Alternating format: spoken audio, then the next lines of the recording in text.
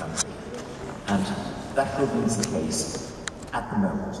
It's quite possible, colleagues, that could change.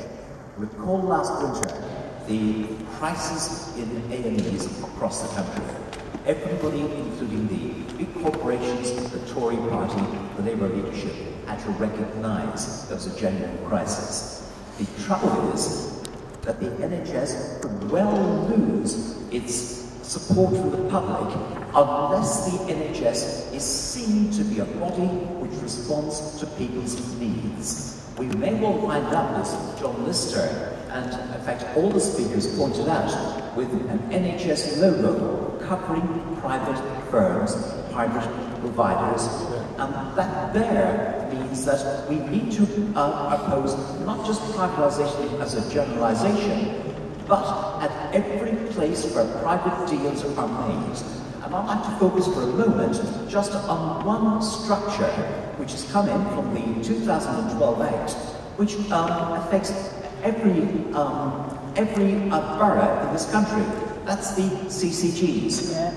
So far, we recognise the trusts, we recognise Virgin Health and parasites like that. But look at the moment the way contracts have been given out. They'll be given out by individual CCGs in private. That's the important thing. They become private providers. There's no register across the country or even across any one CCG terrain as to how the contracts are given out, as to who gets them, as to what the success figures are for what they're being paid a lot of money. Let me speak about, I'm part of the Hammersmith campaign, Hammersmith Charing Cross. We attend the CCG meetings. We ask in public consultation part, i.e. in the last 10 minutes of the 2.5-hour meeting, during the where the CCG have already met in private in the morning to do the deals, we ask detailed questions.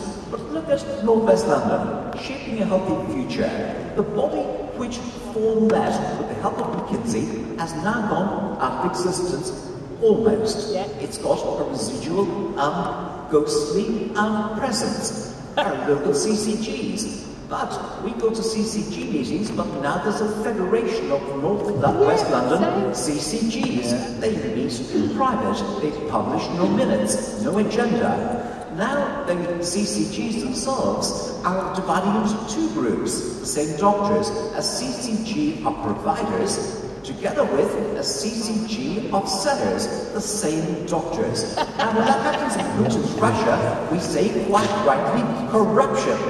Because one lot is selling to the other lot are buying and vice versa, but the deals are done in private.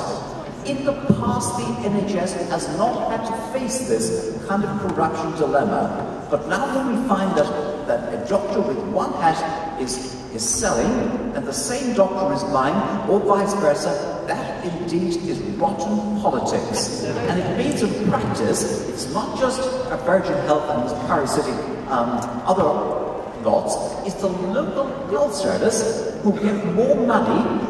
That, for example, we know our local CCG are appointing a full-time secretary in September at a salary of something like £90,000 a year to service the other CCG, the providers one, who also have a similar budget.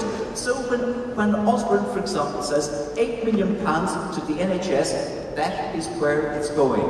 It's going into the back pockets of big, medium and small corporations.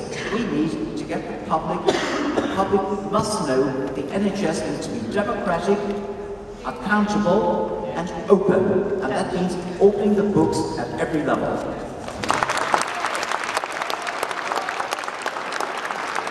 Thank you, Richard. We are running over time and now for speakers.